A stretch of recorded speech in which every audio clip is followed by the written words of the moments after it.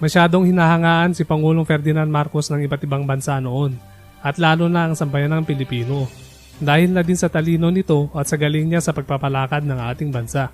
Kaya sobrang inggit na inggit si Ninoy kay Pangulong Ferdinand Marcos at gusto niya na siya ang maging presidente.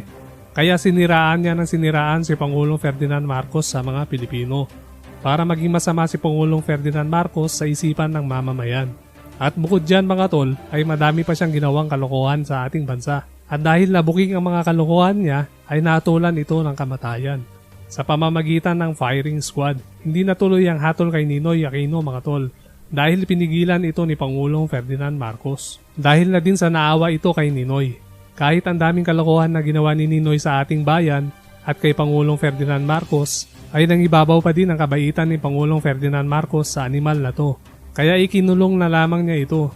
Talagang gagawin ni Ninoy ang lahat para pabagsakin at maangkin ang trono ni Pangulong Ferdinand Marcos. At wala siyang pakialam sa ikaunlad ng ating bayan, kundi pang sariling interes lamang ang nais niya. At nagpatuloy nga ang kalokohan ni Ninoy sa pamamagitan ng kanyang magiting na asawa na si Corazon Aquino para angkinin ang trono ni Pangulong Ferdinand Marcos na wala man lang experience sa public service mga tol, na hindi nga naranasan nito na maging kapitan at magtanod muna sa isang barangay bago naging presidente. Paano ipagkakatiwala ang isang bansa sa isang taong walang alam sa pagpapatakbo at pagpapaunlad ng ating bansa? Talagang ito isang napakalaking pagkakamali sa kasaysayan ng ating bansa. Kaya lalong naghirap ang bansa natin dahil ang pumalit na pangulo ng ating bansa ay kaya pang higitan ang serbisyo ng isang magiting na barangay tanod. Mas iboboto ko pa ang isang barangay tanod na tatakbong presidente sa ating bansa mga tol kaysa kay Cory Aquino. Pasensya na mga tol, pero yun ang totoo. Ang ugat ng kahirapan sa Pilipinas ay nung mula nang maupo si Cory Aquino na walang ibang ginawa sa ating bansa kundi paboran ang taong nasa tabi niya at nagpapauto sa mga oligarko. At kahirapan ang naging resulta nito sa sambayanang Pilipino. Isa sa pinakamalaking kasinungalingan na hanggang ngayon ay bitbit ng maraming Pilipino ay isang mabuting tao si Ninoy Aquino. Pero ang katotohanan ay isa itong demonyo na nag-aanyong tao.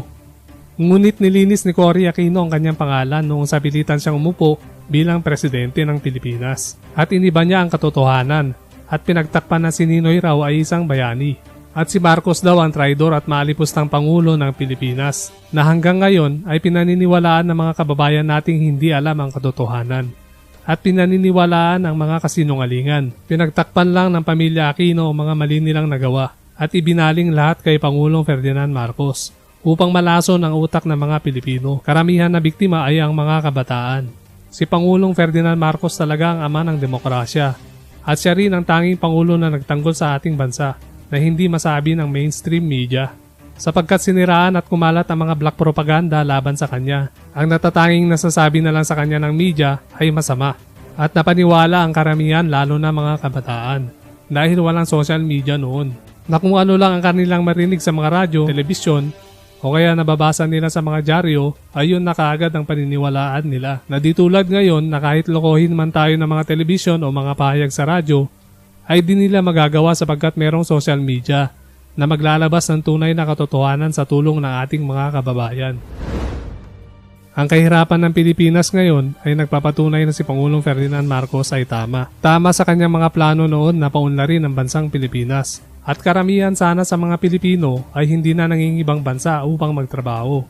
Na kahit ayaw sana nilang iwan ang kanilang mahal sa buhay, ay kailangan nila itong gawin para lang mabigyan ng magandang kinabukasan ang kanilang pamilya.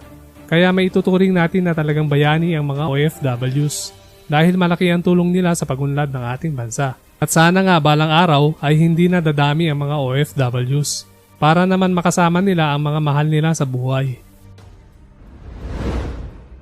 At buti na lang mga tol ay nagkaroon tayo ng isang tatay digong upang ituwid ang baluktot nating gobyerno. Kaya mahalin din natin ang Pangulong Rodrigo Duterte at suportahan ito dahil ipinagpapatuloy niya ang mga proyekto ni Pangulong Ferdinand Marcos. At talagang tunay na mahal niya din ang mga Pilipino kagaya ni Pangulong Ferdinand Marcos na ang hangarin nila ay maging maayos at magkaroon ng disiplina ang bawat Pilipino at upang paunlarin ang ating bansa at para magkaroon ng magandang buhay ang mga Pilipino. Ito na ang umpisa ng pagbabago mga tol. Maging wais po tayo sa pagpili ng mga pinuno sa ating bansa dahil para po ito sa kinabukasan ng lahat ng mga Pilipino.